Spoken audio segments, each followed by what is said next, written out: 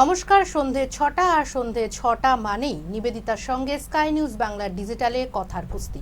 আর কথার কুস্তিতে আজকে আমার বিষয় মুক্ত বাংলার পূর্ণম, অর্থাৎ যে জওয়ান দীর্ঘ ২২ দিন ধরে বন্দী ছিলেন পাকিস্তানে বন্দী ছিলেন, তিনি দীর্ঘ ২২ দিন পর অর্থাৎ ২৩ দিনের মাথায় তিনি আজ ফিরে এসেছেন। সেই নিয়েই আজকে আমার কথার কুস্তি। এবং আজকে আমার সঙ্গে রয়েছেন তৃণমূল সমর্থক আইনজীবী অনির্বাণ ব্যানার্জি। আপনাকে অনেক স্বাগত আমার শোতে আসার জন্য।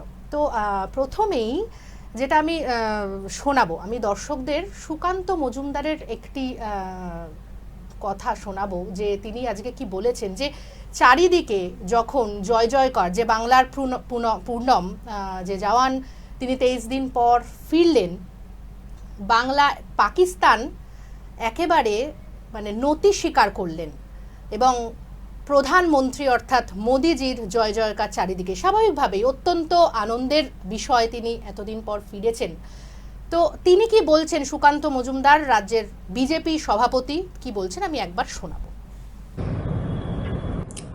আজ অত্যন্ত খুশির দিন যে এতদিন পর আমাদের পুনম কুমার সাউ, আমাদের বিএসএফ জওয়ান, আটারি বর্ডার দিয়ে ফেরত এলো ভারতবর্ষে। এবং এটা শুধুমাত্র সম্ভব হয়েছে মাননীয় প্রধানমন্ত্রী নরেন্দ্র মোদীর নেতৃত্বে। এই যে আমরা যেটাকে বলি পরিবর্তিত ভারতবর্ষ, যে ভারতবর্ষ কোনো তার জওয়ানকে যদি কেউ অ্যাবডাকশন করে বা ধরে নিয়ে যায়, তার পরিবর্তে সেই দেশের জওয়ানকেও ধরে প্রয়োজনে সীমা পার করলে পরে তাদেরকে ধরে ভারত আটকে রাখে এবং তাদের সাথে বিনিময়ের প্রথার মতো নিজের জওয়ানকে নিজের দেশে, নিজের স্ত্রীর কাছে, নিজের পরিবারের কাছে ফিরিয়ে দেওয়ার মতো সাহস সেই ভারতবর্ষ রাখে। সেই জন্য ভারতবর্ষের প্রধানমন্ত্রী মাননীয় নরেন্দ্র মোদীকে আমি অত্যন্ত অভিনন্দন জানাই। এবং আমাদের সমস্ত বিজেপির যারা কার্যকর্তা আছে, যারা প্রথম থেকেই পুনম শাহের পরিবারের সাথে যোগাযোগ রেখেছিল, এমনকি আমাদের কাউন্সিলর সে পর্যন্ত পুনম শাহের স্ত্রীর সাথে, সিওর সাথে দেখা করতে গেছিল। দীর্ঘ সংঘর্ষ বিরতি, যখন সংঘর্ষের বিরতি হলো এবং দুই দেশের মধ্যে একটা আলোচনার মাধ্যমেই এটা ঘটলো, তার আগে আমরা দেখেছি যুদ্ধ।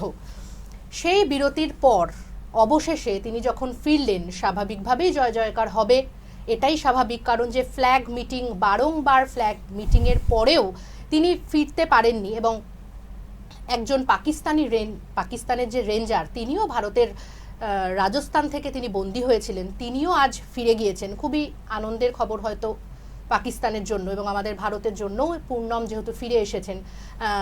যেটা দাদা আমি শোনালাম, যে স্বাভাবিকভাবেই যেটা তো সত্যি প্রধানমন্ত্রীর জন্যই সম্ভব হয়েছে। কিন্তু আমি আলোচনায় যাব তার আগে আমি শোনাবো রাজ্যের বিরোধী দলনেতা বিজেপিরই তিনি কি বলছেন। তিনি আবার একবারে অদ্ভুতভাবে বলেছেন, যেহেতু আপনাদের বলে রাখি, মুখ্যমন্ত্রী মমতা বন্দ্যোপাধ্যায় যেহেতু পূর্ণমের স্ত্রীর সঙ্গে কিছুক্ষণ আগে আজই ফোনে কথা বলেছেন এবং আশ্বাস দিয়েছেন যে তিনি পাশে রয়েছেন, এবং তার ঠিক 15 থেকে 20 মিনিটের মাথায় পূর্ণম আটারি বর্ডার দিয়ে ভারতে ফিরেছেন।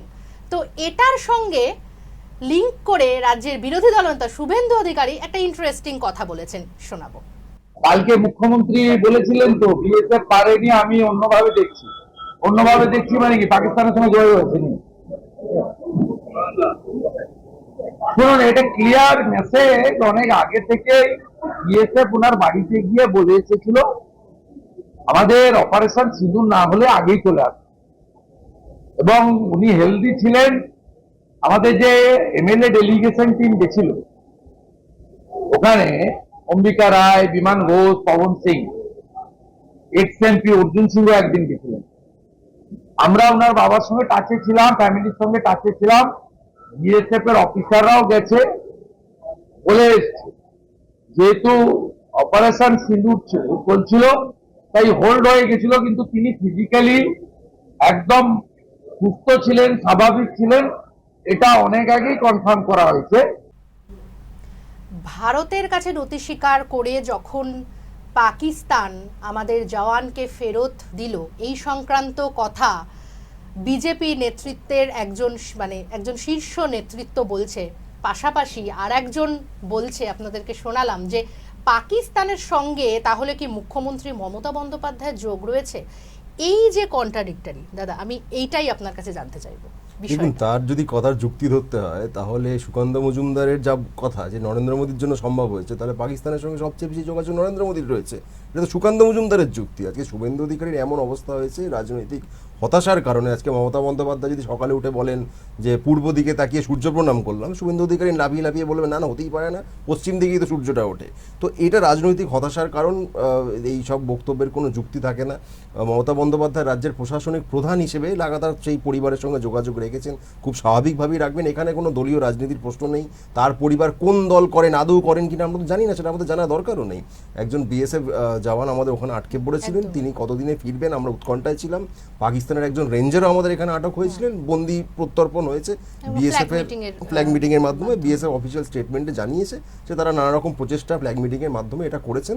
এখানে দলীয় রাজনীতির ঢোকানো এটা রাজনৈতিক হতাশা ছাড়া কিছু নয়। আমি আপনাকে একটা জাস্ট ফুটনোট হিসেবে বলে রাখি, শুভেন্দু অধিকারী নিজের জেলা পূর্ব মেদিনীপুরে বিজেপিতে লাগাতার ভাঙন ধরছে, লাগাতার ভাঙন হচ্ছে। তাপসী মণ্ডল বিধায়ক ছিলেন, তিনি যেমন দলবদল করেছেন, দল ছেড়েছেন, বিজেপি ছেড়ে তৃণমূল কংগ্রেসে যোগদান করেছেন, তারপরেও না আগে সিপিএম এ ছিলেন, তিনি সিপিএম থেকে বিজেপি হয়ে তারপরে এসেছেন, যাই হোক, কিন্তু তারপরেও 833 জন বিজেপির পদাধিকারী, এটা কিন্তু সাধারণ কর্মী সমর্থকের কথা বলছি না, তারা হলদিয়াতে এবং নন্দীগ্রাম পূর্ব মেদিনীপুর অন্যান্য জায়গা মিলিয়ে 833 জন তারা কিন্তু বিজেপি ছেড়ে দিয়েছেন এবং শুভেন্দু অধিকারীকে দায়ী করে ছেড়েছেন। অর্থাৎ শুভেন্দু অধিকারীর পায়ের তলায় যে রাজনীতির মাটি পূর্ব মেদিনীপুরে সবচেয়ে শক্তিশালী ছিল, সেইটা যখন ক্ষয়ে যাচ্ছে, তার কিন্তু এই ধরনের উদ্ভট মন্তব্যই আমি বলবো, তার বৃদ্ধিটা লক্ষণীয়। এবং ক্রমশ যত বিধানসভা ভোট এগিয়ে আসবে, আমি আপনাকে এখনই বলতে পারি এই ধরনের যুক্তিহীন অবান্তর কিছু কথাবার্তা তিনি অনেক বেশি বলবেন, তাতে তার দলের বিড়ম্বনা বাড়ছে। একটা যুক্তিহীনের এই যুক্তিটা আপনার যেটা, সেটা তো গেল। পাশাপাশি যে ওদের দলের মানে একটা তো দলের একটা স্ট্যান্ড পয়েন্ট থাকবে, তাই না? যে আমি আপনি দুজনেই তৃণমূল করি, তো আপনি যেটা বলবেন আমিও সেটাই বলবো, মানে এটাই তো দলের স্ট্যান্ড হওয়া উচিত। সেখানে শুভেন্দু অধিকারী বলছে এক কথা, মানে তারপর সুকান্ত মজুমদার বলছে এক কথা, মানে সুকান্ত মজুমদারের কথাটা যথেষ্ট মানে লাগলো যে না ঠিক আছে একটা প্রধানমন্ত্রী, কারণ যেহেতু এখানে তো আর সীমান্তে তো কেন্দ্রেরই ভারত সরকার করেছে, সেখানে এটা কি মনে হচ্ছে মানে শুভেন্দু অধিকারীর বিষয়টা খুব ব্যক্তিগত স্তরে চলে যাচ্ছে কি? দেখুন, একটা হতে পারে যে বিজেপির স্ট্যান্ড পয়েন্ট কি, এই প্রশ্ন যদি তিনজন বড় নেতাকে করেন, তাদের সুকান্ত মজুমদার, শুভেন্দু অধিকারী, দিলীপ ঘোষ, তিনজনে তিন রকম উত্তর দেবেন। জগন্নাথ মন্দিরে যখন যখন দিলীপ ঘোষ গেছিলেন, সেটা নিয়ে তিনজন তিন রকম কথা বললেন। যে কোনো বিষয়ে মোটামুটি তাদের কিন্তু একরকম কথা শোনা যাচ্ছে না। এটার নানা কারণ থাকতে পারে এবং বিজেপির অফিসিয়াল স্ট্যান্ড কি সেইটা কিন্তু কেউ বলতে পারছেন না বিভিন্ন বিষয়ে। সেটা তারা সবাই বলছেন বটে যে আমরা তৃণমূলের বিরুদ্ধে লড়ছি, এই করছি সেই করছি, ঠিক আছে, তারা তো বিরোধী দল, তারা লড়বেন, কিন্তু মানুষ জানতে চান বিভিন্ন বিষয়ে বিভিন্ন ইস্যুতে আপনাদের স্ট্যান্ড কি। যখন পাকিস্তানের পতাকা শুভেন্দু অধিকারী পোড়ালেন, দিলীপ ঘোষ বলেন আমি এটা সমর্থন করি না, সুকান্ত মজুমদার চুপ করেছিলেন, কিচ্ছু বলেননি। আবার যখন সাংগঠনিক মিটিং হচ্ছে, দিলীপ ঘোষ সেখানে নেই, আবার শুভেন্দু অধিকারীর ব্যাপারেই সুকান্ত মজুমদার বলেছিলেন উনি তো আসেন না। তাহলে আসলে বিজেপি কোন দিশায় চলছেন? এবং যারা দাবি জানাচ্ছেন যে আমরা 26-এ ক্ষমতায় আসবো কিংবা আগামীতে আসবো, তাহলে তো বাংলার মানুষ জানতে চান যে আপনারা রাজ্যটাকে কোন দিশায় নিয়ে যাবেন। দল কোন দিশায় যাচ্ছে সেটাই আপনারা জানেন না, আপনি এত বড় রাজ্যকে কোথায় নিয়ে যাবেন? আচ্ছা, আমি আরেকটা বিষয় আপনার থেকে একটু জানতে চাইবো, সেটা হচ্ছে আমরা যখন দেখলাম যে বিতান অধিকারী তিনি যখন ওখানে পেহেলগাম হামলায় নিহত হয়েছেন, এবং তারপর আমরা যখনই এই ঘটনা সামনে এসছে, অরূপ বিশ্বাস যেহেতু ওই এলাকার তিনি মন্ত্রী এবং ওনার পাশেই প্রতিবেশী, তো তিনি গেলেন। তারপরেই হঠাৎ করে আমরা দেখলাম যে বিজেপির একটা মানে ঝাঁপিয়ে পড়া যাকে বলে, শুভেন্দু অধিকারী গেলেন এবং তড়িঘড়ি তাকে তার একটা বিতানের স্ত্রী, নিহত বিতানের স্ত্রীর নাগরিকত্ব নিয়ে একটা সমস্যা তৈরি হয়েছিল এবং তড়িঘড়ি তাকে নাগরিকত্ব দেওয়ার একটা যে বিজেপির একটা তাড়াহুড়ো, এবং দিয়েও আগের শনিবার তিনি ঘোষণা করেছেন সুকান্ত মজুমদারদের নাগরিকত্ব দেওয়া হয়েছে। এই বিষয়টাকে আপনি কিভাবে দেখবেন? এবং পাশাপাশি এই পূর্ণমের জওয়ান পূর্ণমের কেসটাও যদি আপনি দেখেন, সেক্ষেত্রে ওনাকে ফোন করা, বাড়িতে যাওয়া, এই বিষয়টা আপনি দেখবেন গোটাটা যদি আমি পেহেলগাম কাণ্ডের পর থেকে গোটাটা দেখি, একদিকে বিতান অধিকারী যিনি মারা গেছেন, আর একদিকে আরও আমাদের বাংলার কিন্তু আরও দুজন ছিলেন যারা যিনি মারা গেছেন, এবং এই সন্ত্রাসবাদীদের বিরুদ্ধে লড়তে গিয়ে ঝন্টু আলী শেখ, তিনিও কিন্তু বাংলার ছেলে, বাংলার সন্তান, তিনিও মারা গেছেন। আপনি দেখবেন তৃণমূল কংগ্রেসের পক্ষ থেকে এদের প্রতিজনের বাড়িতে যাওয়া হয়েছে, সেটা মন্ত্রী যারা ছিলেন তারা হতে পারেন, যারা সরকারি আধিকারিক তারা হতে পারেন, বা স্থানীয় স্তরে যারা জনপ্রতিনিধি তারা হতে পারেন।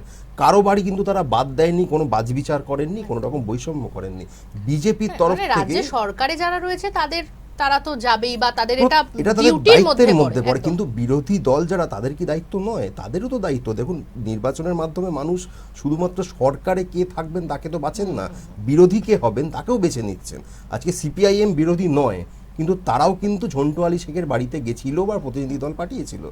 বিজেপির তরফ থেকে না ঝন্টু আলী শেখ না বিতান অধিকারী বাদ দিয়ে যে বাকিরা, তাদের কারো বাড়িতে তারা গেছেন বলে আমার অন্তত জানা নেই। ঝন্টু আলী শেখের ক্ষেত্রে তারা বলেছেন যে ও তো মুসলমান, আমরা গিয়ে কি করবো। তো ওখানকার অর্জুন বিশ্বাস যিনি বিজেপি নেতা, তার ফোন কল রেকর্ডিং আমরা শুনেছি।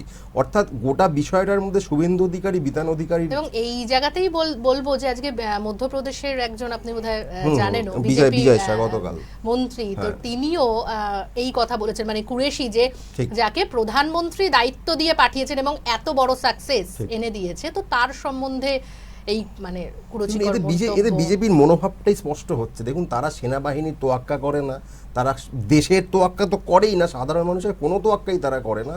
তাদের এক এবং একমাত্র লক্ষ্য হচ্ছে ইসলাম বিদ্বেষ ছড়ানো, মুসলমান বিদ্বেষ ছড়ানো, এবং সেটার মাধ্যমে যদি কিছু পোলারাইজেশন করা যায়, এবং যারাই তার বিরুদ্ধে বলবেন, সেটা যদি ধর্মে হিন্দুও হয়, তাতেও তারা তার বিরুদ্ধেই বলবেন। অর্থাৎ বিজেপির একমাত্র লক্ষ্য রাজনীতিটা, তাদের বিভাজনের রাজনীতি করার জন্য তারা না সেনাবাহিনীকে ছাড়ে, না সাধারণ মানুষকে ছাড়ে, না হিন্দু ধর্ম মুসলমান ধর্ম, কিচ্ছু যায় আসে না।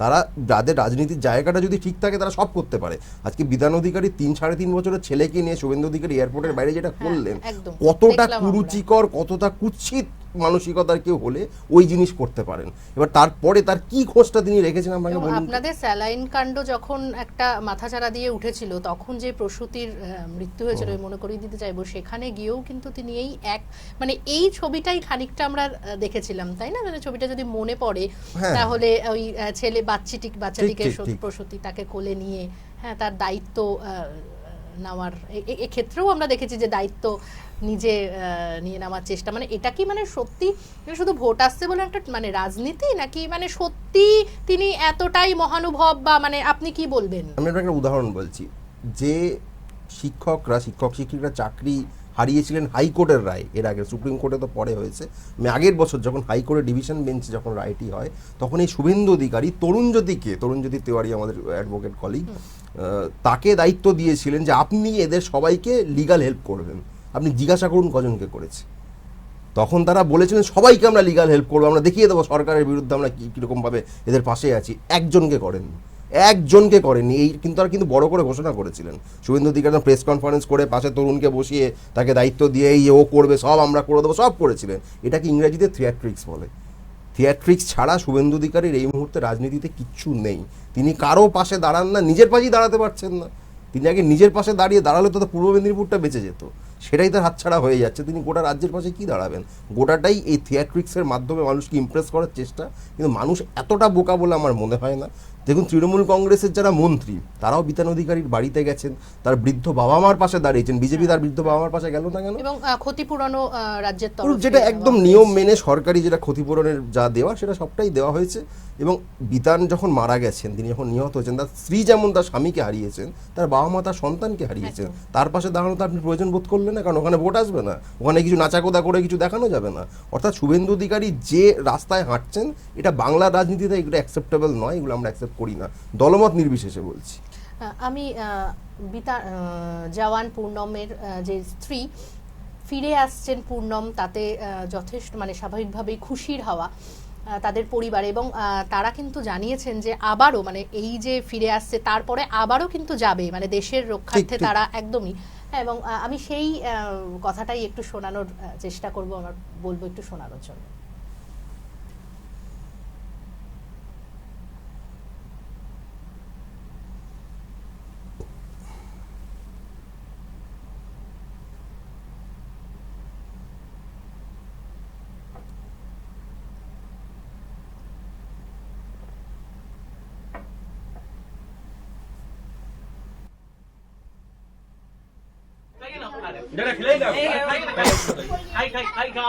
ठीक है, लीजिए एक बार लीजिए। बोला भी पहले हम किया, पहले बाबा का पहले हम किया।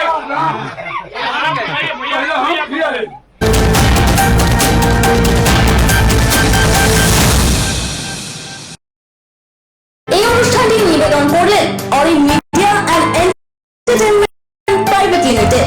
mydigitech.in, indiabricks.in, and vodonia.com. স্বপ্নের কেরিয়ার করতে চান কিন্তু জানেন না কোথায় যাবেন, কোন কোর্সে অ্যাপ্লাই করবেন, কিভাবে অ্যাপ্লাই করবেন, কোন কোর্সের জন্য কোন প্রতিষ্ঠান নাম্বার 1। সব মুশকিল আসার এখানে। কোথায় কি কোর্স, হারির খবর দেবো আমি সবার আগে আপনার জন্য। তাই কেরিয়ার নিয়ে আর চিন্তা নয়, আমার সঙ্গে দেখুন বৈঠক প্রতি রবিবার রাত 9টায়। ডিজিটাল অ্যারেস্ট, সাইবার ক্রাইম, সবের মাঝে রং বদলে যাচ্ছে আসল অপরাধীরই। আমি ভয় পাই না, জানাবো আইনের আসল মাধ্যম। আমার সাথে দেখুন হ্যান্ডসাম প্রতি শুক্রবার রাত 9টায়। কাজের চাপে আপনি নিজের যত্ন নিতে ভুলে যান? চিন্তা করবেন না, আমরা আসছি খুব সহজ কিছু হেলথ টিপস নিয়ে। সুস্থ থাকতে গেলে কি করবেন, কি করবেন না, কি খাবেন, কি খাবেন না, আমরা জানাবো আপনাকে সেই সব যা আপনি কখনোই জানতেন না। দেখুন সুস্থ থাকুন প্রতিদিন শুধুমাত্র স্কাই নিউজ বাংলায়। নীতি না দুর্নীতি, জনদরদি না জন বিরোধী, প্রতিশ্রুতির ফুলঝুরি না মিথ্যার ঝুড়ি, দেখুন কথার কুস্তি।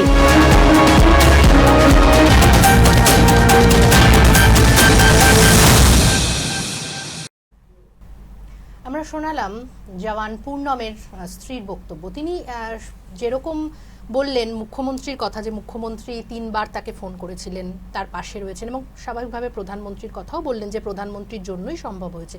মানে সত্যি এখানে কোনো রাজনীতি, মানে ওনার কথায় কোনো রাজনীতি বা এরকম কিছু নেই। আপনি যেটা আমাদের আলোচনা হচ্ছিল একটু আগে, যে ঠুনকো রাজনীতি বা মানে এটা কি মানে সত্যি মানে সবটাই কি রাজনীতি, মানে মানুষের মৃত্যু নিয়েও আজকে বাংলায় মানে রাজনীতি হচ্ছে। দেখুন, বাংলা বিজেপি তো বাংলায় সবসময় চাইছে একটা লাশ পেতে। তারা বিভিন্ন সময় শকুনের রাজনীতি বলতে আমরা যেটা বুঝি, তারা সেই চেষ্টাটাই চালিয়ে যাচ্ছে। আপনাদের মনে থাকবে বেশ কিছু বছর আগে অমিত শাহ যখন কলকাতায় এসেছিলেন, কাশীপুরে একজন বিজেপি কর্মী, তার নামটা আমি এই মুহূর্তে মনে করতে পারছি না, তিনি আত্মহত্যা করেছিলেন গলায় দড়ি দিয়ে। কিন্তু তড়িঘড়ি অমিত শাহ নিজেদের, বাকিদের কথা ছেড়ে দিন, তিনি লাফিয়ে ওখানে গিয়ে বললেন এটা খুন করেছে। তারপর কমান্ড হাসপাতালে যখন পোস্টমর্টেম হলো, তাদেরই দাবি ছিল তাদের তরফ থেকে যে এটা কোনো রাজ্যের সরকারের হাসপাতালে করা যাবে না, সেখান থেকে কনফার্ম করলো এটা আত্মহত্যা হয়েছে, মুখটা কার্পুরে ছিল। তো বিজেপির তরফ থেকে এই ধরনের হারাকিরি করার রাজনীতি আমরা বহুবার দেখেছি। তারা চাইছেন যে কোনোভাবে এটা লাশ পেতে, 1টা 2টো 3টে যাই হোক না কেন, এবং গোটা বিষয়টার মধ্যে দিয়ে তারা কোনো পজিটিভ বার্তা দিতে পারছেন না, তারা ব্যর্থ হয়েছেন। তারা তৃণমূল কংগ্রেসের বিরুদ্ধে দাঁড়িয়ে তার তৃণমূল কংগ্রেসের সরকারের পলিসির আপনি সমালোচনা করবেন, বেটার কিছু কথা বলবেন, ন্যাচারালি সেটা মানুষ আপনাকে বেছে নিলেও নিতে পারে। কিন্তু আপনি দেখবেন তারা তৃণমূল কংগ্রেসের যাবতীয় প্রকল্পগুলির সেগুলি ঠাট্টা করেছেন, তামাশা করেছেন, কুৎসিত কথা বলেছেন, কিন্তু বেটার কিছু দেবেন এই কথা তারা বলতে পারেননি। সেই জায়গা থেকে তারা 2024-এ রিজেক্টেড হয়েছেন, 18 থেকে তাদের আসন সংখ্যা 12-এ নেমে এসছে, এবং এরপরে আগামী বিধানসভাতে তারা 50 পেরোবেন কিনা এটা নিয়ে তাদের আন্দোলনে চর্চা চলছে, যে কারণে আরএসএসকে কিন্তু রাশ তুলে নিতে হয়েছে।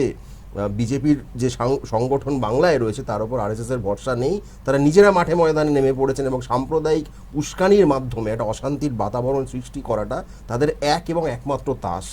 আচ্ছা, এই যে 2026-এ যেহেতু বিধানসভা ভোট সামনে, এবং সব রাজনৈতিক দলগুলোই ঝাঁপাচ্ছে স্বাভাবিকভাবেই, তো সেক্ষেত্রে এই যে অপারেশন সিন্দুর, হ্যাঁ, তো এটা বিজেপির জন্য মনে হয় না কি যে একটু বেশি পালে হাওয়া দেবে? না, আমি মনে করছি না, কারণ এর আগে ধরুন কার্গিল যুদ্ধ যখন হয়েছিল, সেটা বাজপেয়ীজির আমলে হয়েছিল, তারপরে কিন্তু জিতেছিল, হেরে গেছিলেন। তো মানে আপনি যুদ্ধ একটা করলে সঙ্গে সঙ্গে পরের ভোটটা জিতে যাবেন, বা ধরুন 26/11 যে হামলাটা হয়েছিল আপনার মুম্বাইতে, তারপরে কংগ্রেস সরকার বা ইউপিএ সরকার সেই অর্থে পাকিস্তানের সঙ্গে যুদ্ধে কিন্তু যায়নি, তা 2009 কি হেরে গেছিল, জিতেছিল কিন্তু। অর্থাৎ যুদ্ধ আপনি করলেন বা কোনো সেনা অভিযান হলো, তা তো অটোমেটিক আপনি ভোটে জিতে যাবেন, এরকম কোনো ইকুয়েশন নেই। এবং আপনাকে একটুখানি এটাও বলতে পারি, রাজনৈতিক মহলের সর্বত্রই যেটা মানে একদম জল্পনা বা কানাঘুষো চলছে, সেটা হচ্ছে যে একটা ইমোশন, মানে প্রধানমন্ত্রী কি কোনোভাবে মানে সেনাদের ইমোশনটাকে এই ভোটের বিজেপি তো এই চেষ্টা করেই। তারা তো ইতিমধ্যেই অপারেশন সিঁদুরের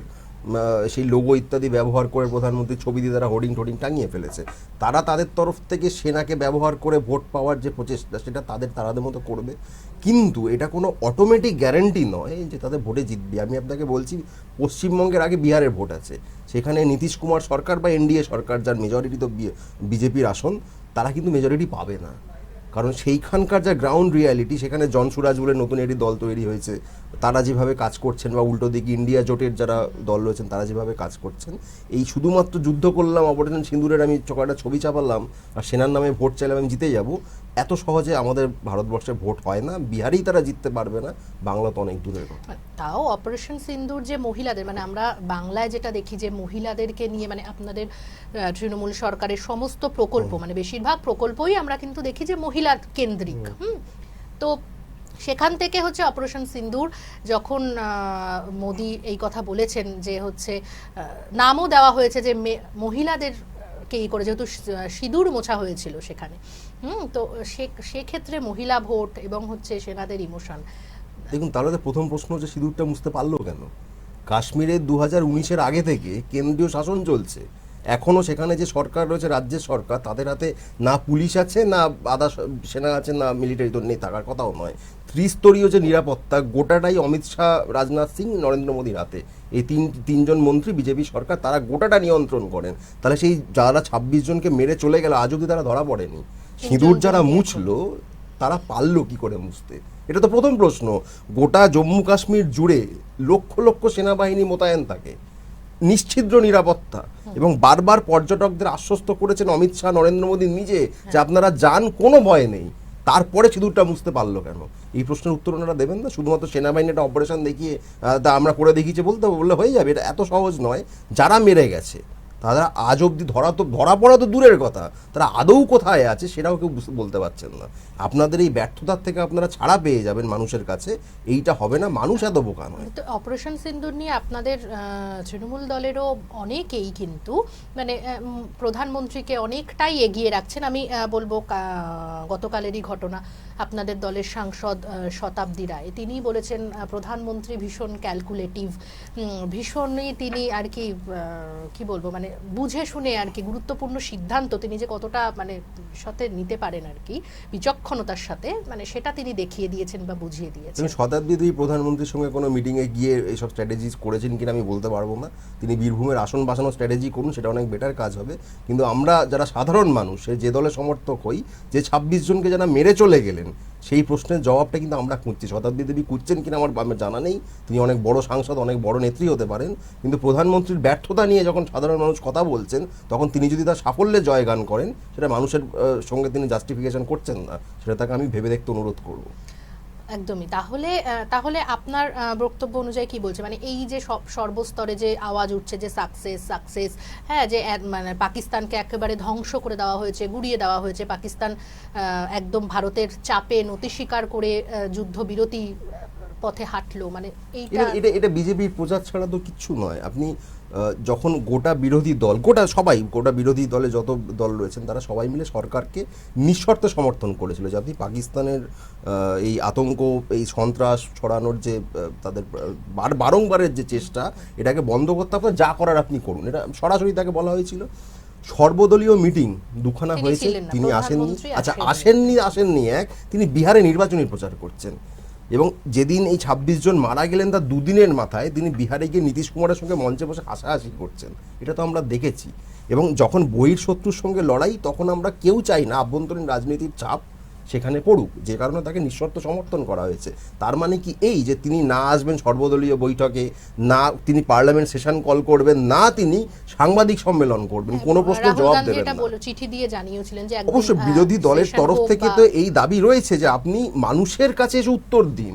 আপনি একতরফা গতকাল রাত 8টার সময় এসে, পরশুদিন রাত 8টার সময় এসে তিনি তার মতো করে কিছু কথা বলে গেলেন। তার ঘন্টাখানেক আগে ডোনাল্ড ট্রাম্প যে কথাগুলো বললেন, তার উত্তর কে দেবে? আপনি তো গিয়ে বলেছিলেন আপকি বার ট্রাম্প কি সরকার, ট্রাম্প তো আপনার পরম বন্ধু। তাহলে তিনি যখন দাবি করছেন যে আমরা বন্ধ করে দিলাম, তার কিছুক্ষণ পর 40-45 মিনিট কি 1 ঘন্টা পর গিয়ে ভারত সরকারের তরফ থেকে প্রেস বিবৃতি জারি হচ্ছে যে না আমরা যুদ্ধবিরতি ইত্যাদি করছি, তাহলে কে সত্যি বলছেন? তাহলে আপনাকে সরাসরি নাম করে বলতে হবে। ভারত পাকিস্তানের যুদ্ধে আমেরিকা সবার আগে ঝাঁপিয়ে পড়ছে বা সবার আগে বিবৃতি দিয়ে ঠিক, দিচ্ছে। ডোনাল্ড ট্রাম্প নিজে থেকে, মানে আমেরিকা সরকারও বিবৃতি দিয়ে দেয়নি, মানে তাদের তো সরকারের তো আলাদা একটা একদম। তার প্রেস মানে ব্রিফ করার সরাসরি আলাদা উনি ব্যাপার তার আছে। ex handle তিনি থেকে তার দিয়েছেন। মতো করে সোশ্যাল মিডিয়ায় বলে দিয়েছেন তিনি কে, তিনি আমেরিকার রাষ্ট্রপতি হতে পারেন, তিনি আমেরিকানি যা খুশি করুন। আমাদের দেশের কোনো সিদ্ধান্ত ডোনাল্ড ট্রাম্প নেয় নাকি নরেন্দ্র মোদী সরকার নেয়, এই একদমই। প্রশ্নের উত্তর তো 26 দিতে জন হবে। মৃত্যু হয়েছে আমাদের মানুষগুলো মারা গেছে, তাহলে আমেরিকান। যেখানে সন্ত্রাসের ঘাঁটি নষ্ট করা হবে, ভাঙা হবে, সবাই মিলে সমর্থন করেছি, ডোনাল্ড ট্রাম্প বলছে আমি বন্ধ করে দিলাম। এই উত্তরটা কে দেবে? এই উত্তর যদি শতাব্দী রায় দিতে পারেন তিনি দিন, আমার কোনো আপত্তি নেই, কিন্তু সাধারণ মানুষ অত দল বোঝে না। তারা দেখেছে 26 জনকে মারা হয়েছে, সরকার বাঁচাতে পারেনি এবং প্রতিশোধ গল্প দিচ্ছে বটে, ওদিকে ডোনাল্ড ট্রাম্প বলছে তুমি থামো, তারা থেমে গেল। এই উত্তরটা কে দেবে? এই উত্তর সরকারকে দিতে হবে। নাম ফিরলেন ঠিকই, কিন্তু এখনো জঙ্গিদের কোনো খোঁজ কাউকে নেই। খোঁজ পাবে, দেখুন শুধুমাত্র জঙ্গিদের- 26 জনকে মেরেছেন তা তো নয়, তারপরে পাকিস্তান শেলিং করে আমাদের অতগুলো সিভিলিয়ান মেরে দিয়েছে। প্রথম দিনই বোধহয় 15 জনের বেশি মারা গেছেন, টোটাল সংখ্যা এখনো সরকার বলতে পারছে না। তারপরে একজন আমলা মারা গেছেন, বিএসএফ এর একজন অফিসার মারা গেছেন, ঝন্টু আলী শেখ মারা গেছেন। এদের প্রাণগুলোর কোনো মূল্য নেই, শুধুমাত্র আপনি 26 জন তো করে নয়। দেবেন। আর 26 সংখ্যাটা তো জন আসলে নয়। অনেক বেশি, আমাদের এতগুলো সিভিলিয়ান মারা গেছেন, সেটার কোনো হিসাব আমরা নেব না? ডোনাল্ড ট্রাম্প বললে আমরা চুপ করে বসে যাব? ডোনাল্ড ট্রাম্প কে হয় আমাদের? তিনি নরেন্দ্র মোদীর বন্ধু হতে পারেন, আমাদের বন্ধু নন। সেই উত্তর নরেন্দ্র মোদীকে দিতে হবে। একদমই, মানে বন্ধু হলেই কি মানে এই পর্যায়ে যাওয়া যায় কিনা আসলে তো সেটাও- বন্ধু নয়, আসলে তো নরেন্দ্র মোদী ডোনাল্ড ট্রাম্পের সামনে মুখই খুলতে পারেন না। উনি যখন আমেরিকায় গেছিলেন, ইলন মাস্ক তার বাচ্চা কাচ্চা নিয়ে তার কোলে বসিয়ে দিয়ে বলছে তুমি খেলো। আমাদের প্রধানমন্ত্রী, ভারতবর্ষের প্রধানমন্ত্রী, আমাদের ভেতরে যা বিরোধিতা থাকুক, তিনি আমেরিকায় গেছেন, একটা কোথাকার ব্যবসায়ী লোক, সে যত বড় ব্যবসায়ী হোক, তার বাচ্চা নিয়ে তাকে গিয়ে নাকি মানে ওই ন্যানি না কি বলে তার মতো কোলে বসিয়ে দেবে। সেই ছবি আমাদের দেখতে হচ্ছে। এই সময়ে দাঁড়িয়ে আমরা চাই না সরকারের সমালোচনা করতে, কিন্তু যে কাজ সরকার পরপর করছেন, নরেন্দ্র মোদী পরপর করছেন, আমরা সমালোচনা করতে বাধ্য হচ্ছি। মানে তাহলে আপনার কথা অনুযায়ী যে অপারেশন সিন্দুর মানে ঠিক আছে হয়েছে, কিন্তু ভোটে এর কোনো প্রভাব পড়বে না বা অটোমেটিক কোনো গ্যারান্টি নেই। কারণ দেখুন, আপনি বারবার মানুষকে বোকা বানাতে পারবেন না। পুলওয়ামার প্রশ্নের কোনো উত্তর আমরা আজও পাইনি। তখন আপনি বালাকোটে এয়ার স্ট্রাইক করেছিলেন, তার প্রমাণ ইত্যাদি আমি সে বিতর্কে যাচ্ছি না, কিন্তু কে যে পুলওয়ামায় হামলাটা করালো, কারা করলো, কোথায় উত্তর? সত্যপাল মালিক যে কথাগুলো বললো তার উত্তর কোথায়? এবার আবার আপনি আমাদের বোকা বানানোর জন্য কয়েকটা কথা বললেন, আমরা মেনে নেব, বারে বারে হবে না। একদমই, মানে আমরা মোদ্দা কথা মানে যেটা দেখতে পাচ্ছি যে সব ঘটনা ঘটছে, কিন্তু তার কোনো উত্তর সাধারণ মানুষ কিন্তু পাচ্ছে না, যেটা আপনিও বললেন ঠিক। পুলওয়ামা বা এখানে এক্ষেত্রেও যে আমাদের সিভিলিয়ানরা মারা গেলেন, সেক্ষেত্রে জঙ্গি যারা আসল দোষী, তাদের এত যুদ্ধ কাউকে এত পাওয়া কিছু, যায়নি। হ্যাঁ, কিন্তু তাদেরকে কিন্তু আমরা পেলাম না। মানে সমস্ত প্রশ্ন কিন্তু অধরাই থাকছে, উত্তর মিলছে না। আজকে কথার কুস্তি এ পর্যন্তই, দেখা হচ্ছে কাল ঠিক সন্ধ্যে 6টায়।